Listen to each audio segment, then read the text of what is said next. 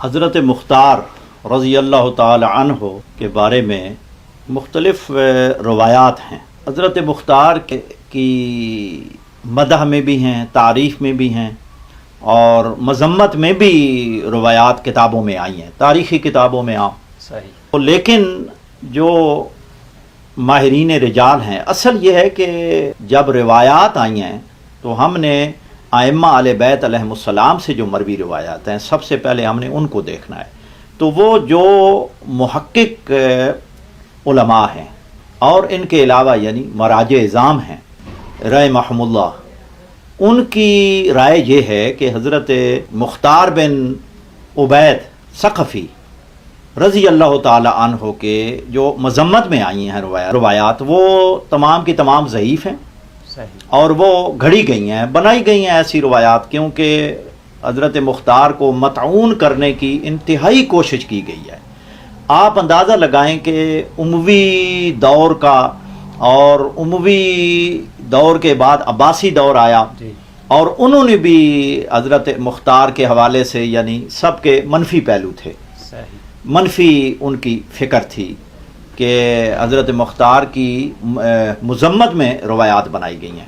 لیکن جو شیعہ موقف، صحیح جو موقف ہے، مثلا ایت اللہ خوئی، کیونکہ وہ رجال کے ماہر ہیں اور روایت اور حدیث کو پرکھنے میں اپنی مثال آپ تھے، انہوں نے معجم و رجال الحدیث تقریباً 37 جلدوں میں لکھی۔ تو اسی طرح ایت اللہ موسنی ان کے شاگرد ہیں، وہ بھی رجال کے ماہر ہیں۔ اب ہم دیکھتے ہیں کہ جو صحیح روایات ہیں یعنی جن کا موقف رجالی ہے، ان کا نظریہ کیا ہے۔ یہ میرے سامنے رجال کی جو روایات آئی ہیں، یہ رجال کشی ہے، اور رجال کشی کے بارے میں ہمارے علماء کا یہ نظریہ ہے بالاتفاق کہ فیہ اغلاط کثیرہ، کہ اس میں یعنی بہت ساری اغلاط ہیں، یعنی روایات بھی بعض کی سند صحیح نہیں ہے اور کچھ یعنی تسامحات ہوئے ہیں، لیکن فی نفس ہی علامہ کشی مستند ہیں۔ تو اصل ماخذ یہ ہے، انہوں نے تقریباً 115 صفحے پہ ذکر کیا ہے حضرت مختار کا، المختار ابن ابی عبیدہ تھا۔ سب سے پہلے جو یہ روایت لائے ہیں وہ یہ ہے، حمد آوائے قال حدثنی یعقوب عن ابن ابی عمیر عن ہشام ابن المثنى عن صدیر عن ابی جعفر علیہ السلام قال لا تسبوا المختار فإنه قتل قتلتنا وطلب بثارنا وزوج اراملنا وقسم فينا المال على الاسرة۔ یعنی یہ سند جو ہے، یہ صدیر جو امام محمد باقر علیہ السلام کے صحابی ہیں، یہ روایت کرتے ہیں کہ امام محمد باقر علیہ السلام نے ارشاد فرمایا، لا تسبوا المختار، یعنی مختار کو برا بھلا نہ کہو، فإنه قاتل قاتلتنا، یعنی اس نے ہمارے جو قاتل تھے ان کو قتل کیا، وطالب بثارنا، اور ہمارے خون کا بدلہ طلب کیا، وزوج اراملنا، اور ہماری بیواؤں کی شادی کروائی، وقسم فینا المال علی الاسرہ، اور مشکل حالات میں ہمارے درمیان مال تقسیم کیا۔ یہ پہلی روایات علامہ کشی لائے ہیں، اور یہ روایت سند کے اعتبار سے بالکل ٹھیک ہے، اس کی سند ٹھیک ہے۔ مثال کے طور پر علامہ حلی جمال الملت والدین ابو منصور حسن بن یوسف بن علی بن مطہر، علامہ حلی نے اپنے رجال کی کتاب میں جو اس روایت کے بارے میں لکھا ہے، یہ انہوں نے 2 قسمیں کی ہیں۔ یہ ہے خلاصۃ الاقوال فی معرفت الرجال، علامہ حلی رحمۃ اللہ علیہ کی ہے، تو یہ انہوں نے ذکر کیا ہے، اس میں صفحہ 82 ہے جی۔ یہ انہوں نے 2 قسمیں بنائی ہیں اس کتاب میں، اور جو القسم الاول ہے اس میں ان روات کا تذکرہ کیا ہے کہ جو قابل وثوق ہیں، ثقہ ہے، اور اس میں 27 فصلیں ہیں. جو دوسری قسم بنائی القسم الثانی، اس میں ضعفاء کا تذکرہ ہے کہ جن کی راویوں کی مذمت کی گئی ہے. لیکن علامہ ہلی نے حضرت مختار بن ابی عبیدہ ثقفی رضی اللہ تعالی عنہ کو پہلی قسم میں ذکر کیا ہے. یعنی علامہ ہلی کے نزدیک یہ ثقہ ہے اور ان کی یعنی تعریف کی ہے انہوں نے. اب یہ میرے سامنے ہے الباب الثامن المختار.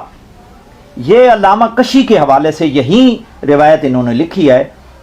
المختار ابن ابی عبیدہ تا رول کشیو ان حمد اوائے ان یعقوب ان ابی عمیر ان ہشام ابن المثنی. یہی روایت ہے.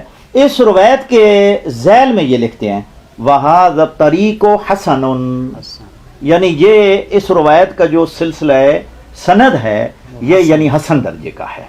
گویا ان کے ہاں یعنی یہ حسن درجے کی روایت ہے.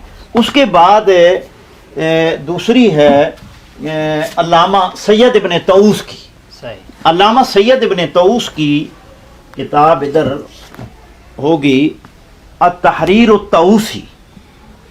اس میں علامہ سید احمد بن موسیٰ آل طاؤس 7ویں صدی ہجری کے یعنی بہت بڑے محدث ہیں، اور انہوں نے حضرت مختار کے حوالے سے یہی روایت لکھی ہے. آئیے دیکھتے ہیں یہ کیا فرماتے ہیں. انہوں نے یہی روایت سب سے پہلے یہی نقل کی ہے. اس کے بعد فرماتے ہیں اقولو ھذا حدیث حسن الطریق، یہ حدیث کہ جس میں امام محمد باقر علیہ السلام ارشاد فرما رہے ہیں کہ مختار کو برا بھلا نہ کہو.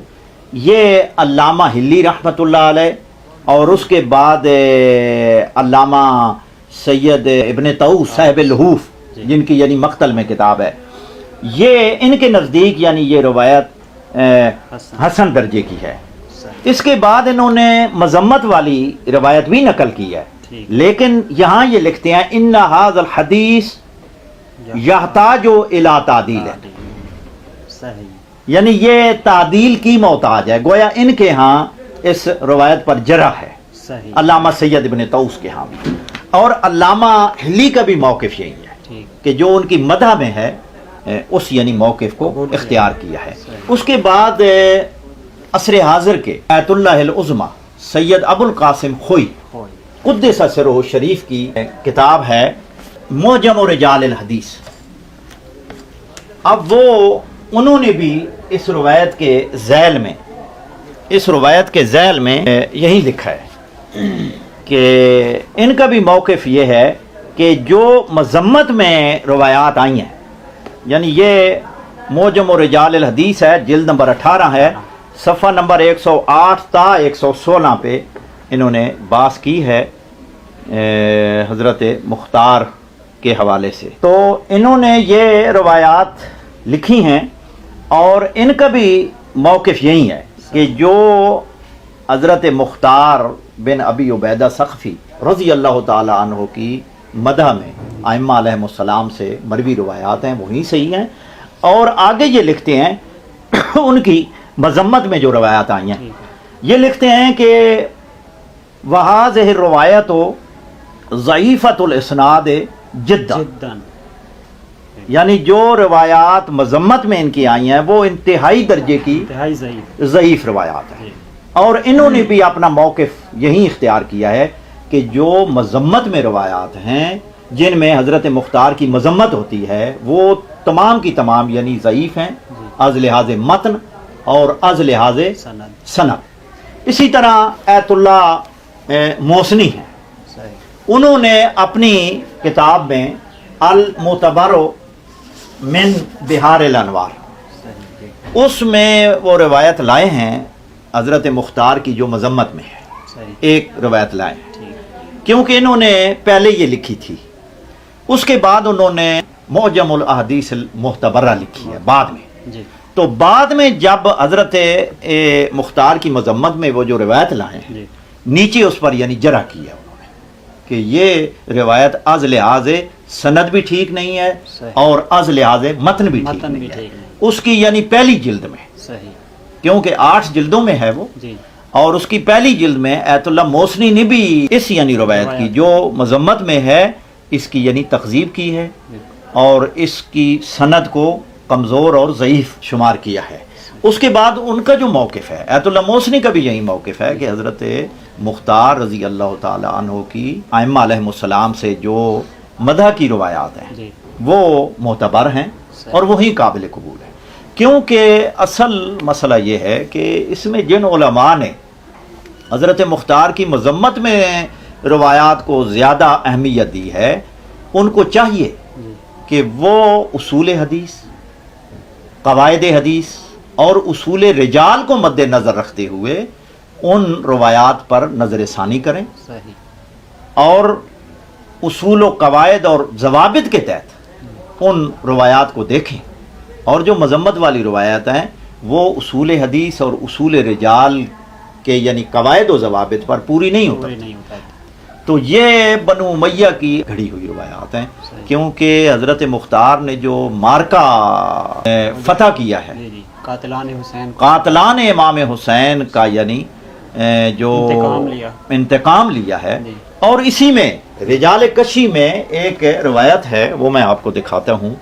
رجال کشی، ہاں یہ ہے، اسی میں آگے آپ اندازہ کریں کہ یہ ہے روایت یعنی رجال کشی کی کہ حضرت امام جعفر صادق علیہ السلام سے، اور اس کی سند بھی ٹھیک ہے، پورا سلسلہ سند ہے، عن جارود ابن المنذر عن ابی عبداللہ علیہ السلام، امام جعفر صادق علیہ السلام قال مم تاشتت فینا ہاشمیۃ ولاختضبت حتی بعث الینا المختار برؤوس الذین قتلوا الحسین، ہم میں ہاشمی خواتین میں سے کسی نے کنگھی نہیں کی اور نہ ہی غضاب کیا، حتی بعث الینا المختار برؤوس الذین قتلوا الحسین، حتیٰ کہ مختار رضی اللہ تعالی عنہ نے ان لوگوں کے سر کہ جنہوں نے امام حسین علیہ السلام کو شہید کیا، ان کے سر ہمارے پاس نہیں بھیجے۔ اس وقت تک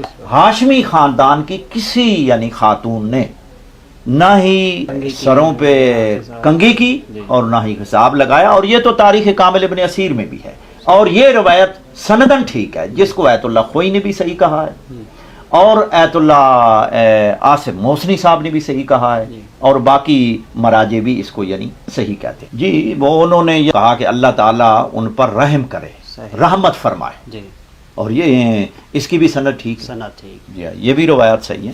تو اس طرح کی جو ان کی یعنی خلاصہ یہ ہے کہ جو روایات حضرت مختار رضی اللہ تعالی عنہ کی مدح میں ہے وہ صحیح ہیں، اور باقی جو مذمت میں ہیں وہ بنو امیہ اور عباسیہ انہوں نے بنائی ہیں اور گھڑی ہیں تاکہ اس کو مطعون کیا جائے۔